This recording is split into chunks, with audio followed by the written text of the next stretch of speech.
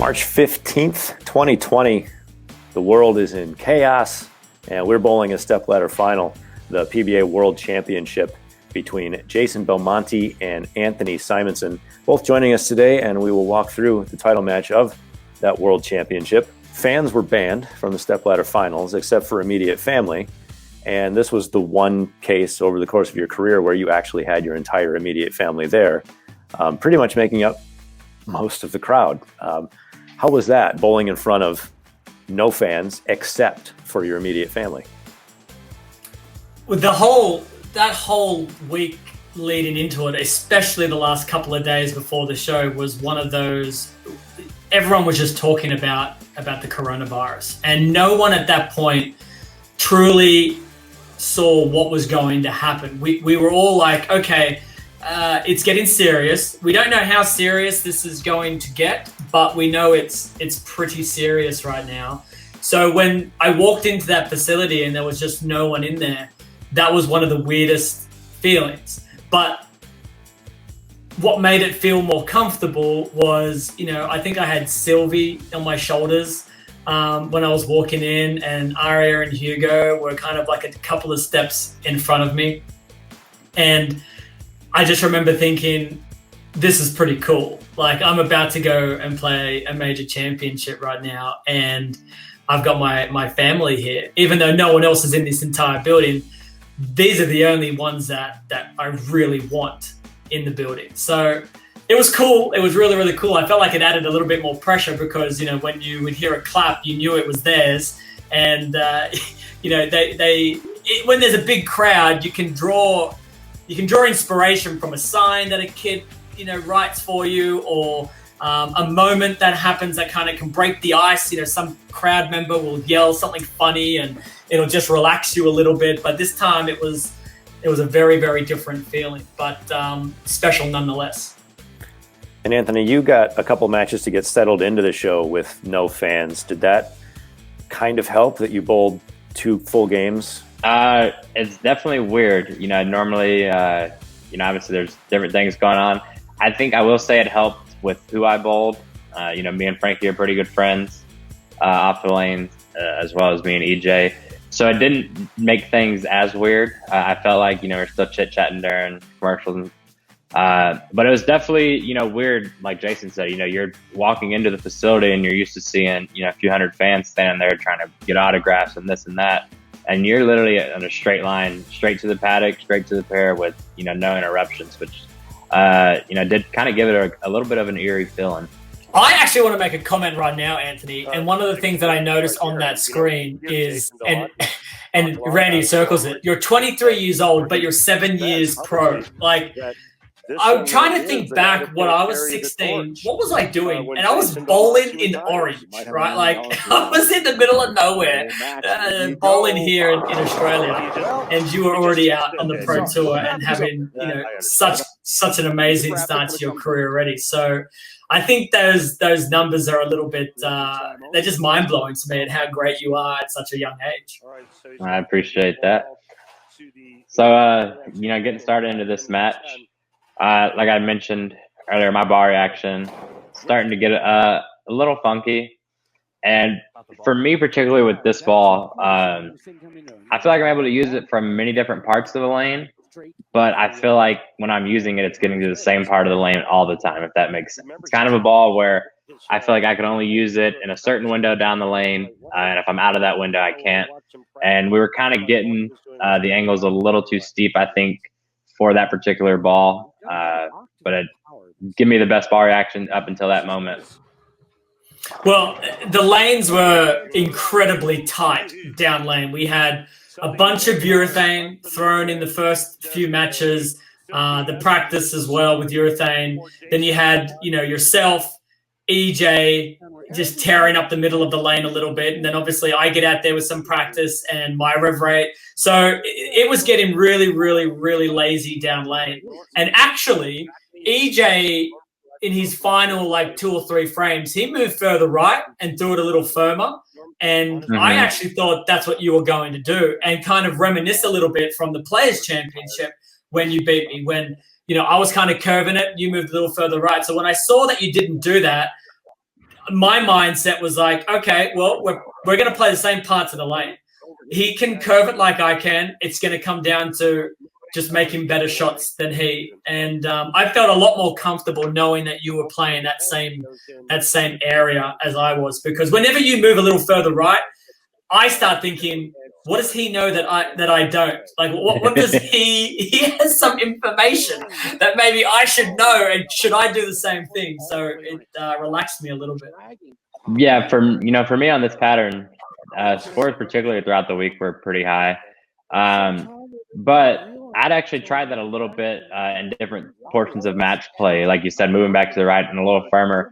And even without, a bunch of urethane going down the lane, I couldn't get my ball to really read the middle part of the lane the right way. So I felt like, if I was to do that, it was going to have to be, basically throwing a urethane ball straight at the head pin. Just because every time with the reactive balls, I had a, over under. Dylan, after I got out of urethane Darren this week, it was kind of the slow hook, which I think, me and yourself had a little bit of fun throughout match play and whatnot. Well, when you changed to the axiom there and I saw where you were laying it down, I actually had thrown a couple of practice shots in and around there, and my ball did the exact same thing that yours did.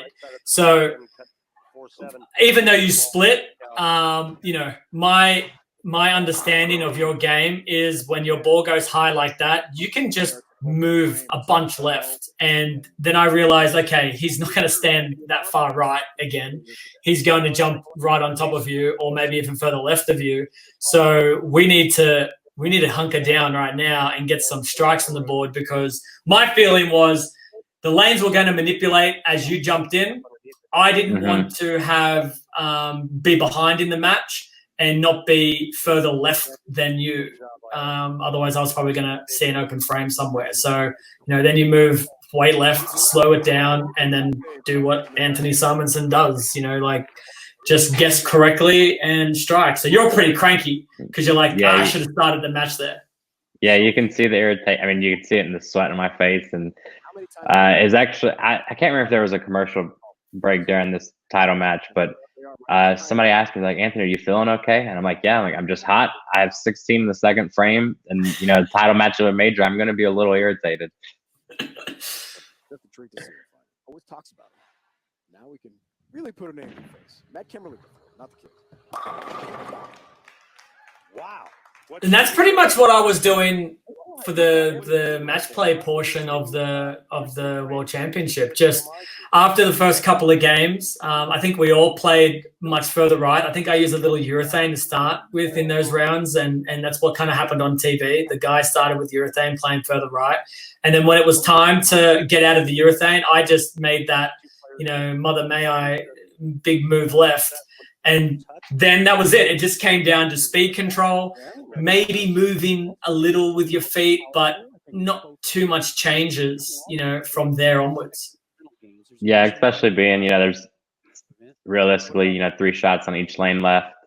And as you said, I've probably already seen a pinch of the transition through the practice shots and stuff like that. And so, as you mentioned, you're going to have to buckle down and throw some strikes.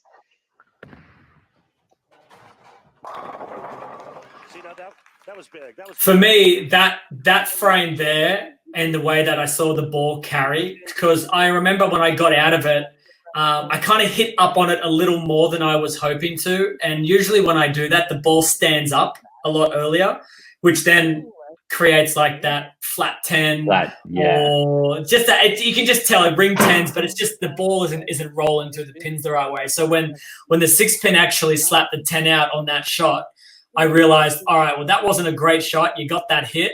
So if you can throw it a little better, you could put a string on here. Yeah, it's always nice to see it get just a pinch too far down the lane and kick out. And that's kind of saying that thing, I didn't realize it got that far to the right.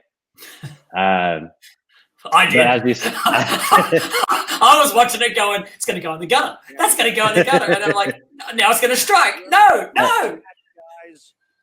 Yeah, it's actually, slow hooking is something that, I've really worked on. It's actually another two-hander, Maldonado, is kind of the one who got me to start moving my feet up, getting to throw it a little bit slower. I remember bowling a regional, And during the practice session, he just had an excellent ball reaction. And we started chit-chatting, and next thing you know, I feel like I'm literally standing at the foul line, taking no steps, but I'm able to slow hook it and get the ball to, get through the fronts pretty easy. For me, I that remember was on the telecast, you weren't happy with that shot. What was wrong with that one off your hand? I want to say it was more or less just like kind of an irritation on.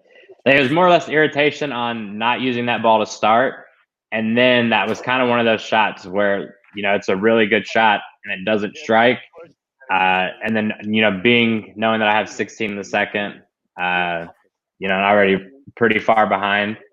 It's just kind of let a little bit of frustration out and try to help settle myself down, knowing that I'm going to need a pretty big back half of the game, to make this a match. It's got to feel good, Norm, for Belmonte.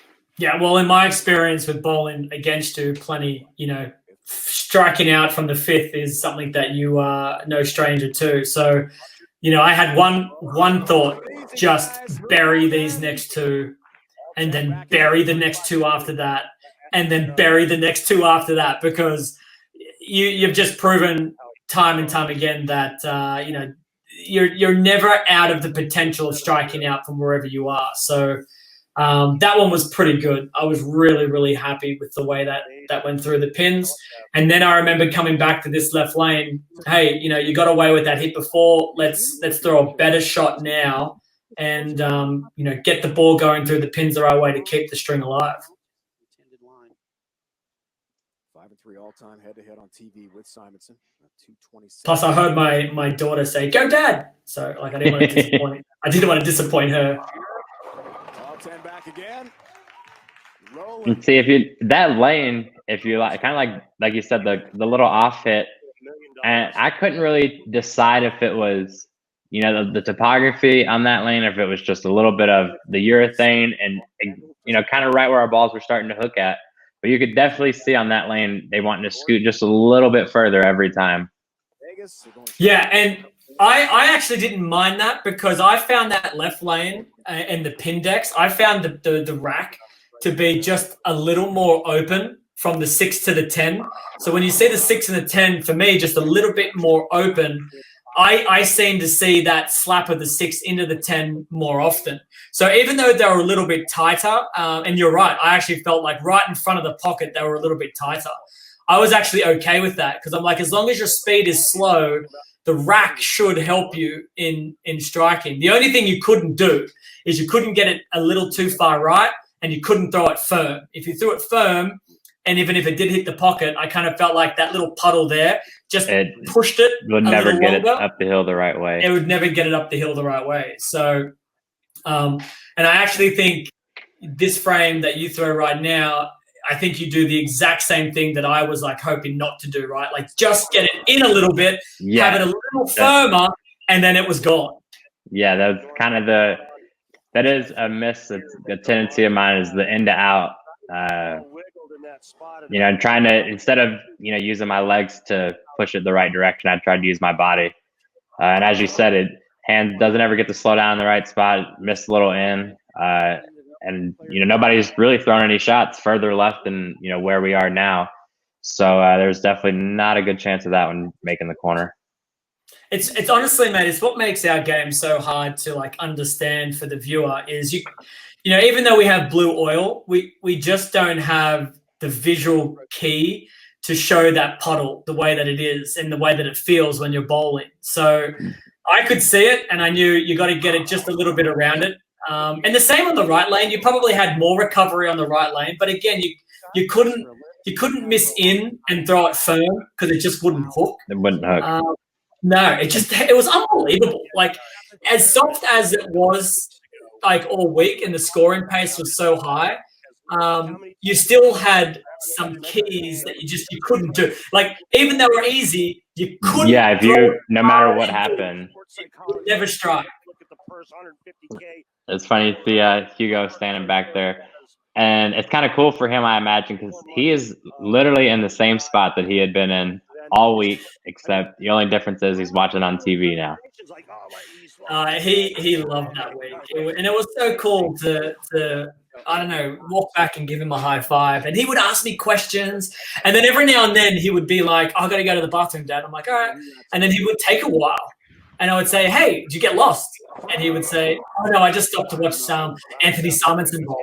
And you actually became one of his second favorites. You, Carl Troop, who else was his favorite? No, I think it's really just you two that he really focused on. Oh, he liked Norm Duke, but just because I talk so highly of Norm. Yeah, it's Norm Duke. How can you not?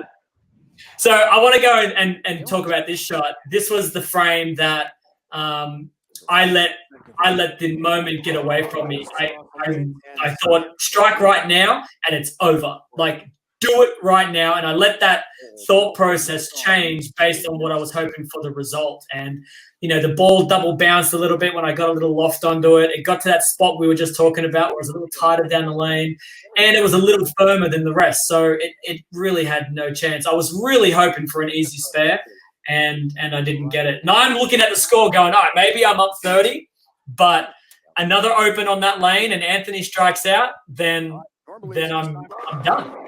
That was kind of about my only motivation is I don't think at that particular point I was paying too much attention to your ball shape. I was trying to understand mine. But as you said, knowing that you opened in the 8th and knowing that if I get up and I can put a double up here, that it forces you to at least have a mark somewhere. And an open gives me the opportunity to win. Oh, absolutely. And as a player who's opened late in the game and you've got to go back and finish that match on that lane, there is always that little thought in the back of your mind, you have opened. You could do it again, So once I saw this flat 10, I knew it was done. Yeah, that one kind of sealed the deal. I made sure to throw it a little slower and make sure I could get it, but not really enough around it, a little too rolly. And as we mentioned, that lane starting to get pretty tight down the lane. At that point, I'm just trying to get out of your way. I have faith in you getting 10 pins in 4 shots. Well, I actually still thought that flat 10 was going to strike. It rolled, but I thought, it's still got a chance. Like with the, I thought the 6 pin was going to get up and give it a little smack. They just flew in, right? And so striking there. Now, all I wanted to do was just and give them a big hug, and it was a pretty amazing feeling. And I have to say, dude, you just lost the major championship, and I don't know how far into this video that we'll actually get to see, but when it was all over, we waited for you to finish the 10th frame, and you were so kind and generous with your time right after losing with my children who wanted to congratulate you, and that's we try to teach them, hey, you always got to congratulate your opponent, and no matter what happens. So I knew you wanted to just get out of there as quickly as possible, and you probably were a little heated, but the way that you were to them, it's left a lasting impression. I promise you. When we play bowling inside this house during this Corona lockdown period, Hugo will often say, "I'm going to be Anthony Simonsen today." And those are the really cool things that I want you to know. But those little moments make a really huge impression on kids. Yeah, I appreciate it. And as you had mentioned before, you had told me Hugo's excited to come over. We had talked about the family coming over for this trip, and he said he was excited to get to watch me bowl. So, especially not even yes, he is your kid, but you take that out of perspective. He's a kid that is looking up. Obviously he's looking up to you, but as myself, you said being a favorite, and like you said, those are lasting impressions. So you wouldn't want to do something to him 5 years down the road and be like, I don't like this guy anymore. Yeah. Well, I mean, that was, like I said, that moment right there, that's not easy for you to do. And most people that have never been in a position to lose and lose something so big. I mean, there was a huge prize check that went along with that. There was another major championship that, most people just go, everyone would say, thank you to your kids. And I'm like, no, you don't understand the feelings that you go through in that moment.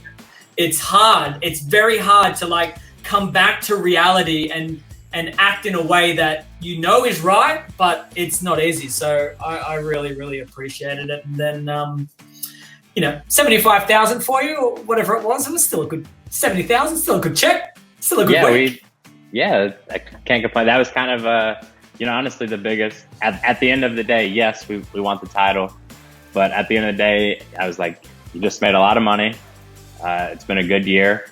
We don't know what's about to happen. So just kind of take the positives with it, and hopefully that I can keep the momentum going. I mean, obviously as well to you whenever we finally get back on the lanes. I actually got an email about a week after that match, and I guess somebody had watched it live or watched the recording of it, and the email was, "Hey, congratulations on winning the World Championship. I just wanted to say, though, I thought it was disgusting how you and Anthony hugged at the end of the match with coronavirus." And I went, you know what was funny is when we actually hugged and you hugged my kids, someone had said, "Oh, should you have done that?" I said, "Listen, I've been hanging out with this guy all week. All right, we've been bowling on the same pairs. I've given him high fives all week. If he's got it, I've got it." And there's nothing else we can do. There's nothing else we could have done. But no, it was a pretty memorable week for a lot of different reasons. But I appreciate you allowing me to get the W in this one, so I can share it with the family while we're over there. Well, you can just return the favor and let me beat you in match play. I think I don't remember if we bowl on Chameleon and score, but I know that I'm not looking forward. I mean, I'm looking forward to getting back, but I'm not looking forward to bowl you in one event and Jacob in the other. I'll see what I can do. All right. I may not be able to leave Australia, so I might have to text my scores in from. As long as I can text mine in from my own bowling alley, we'll call it even.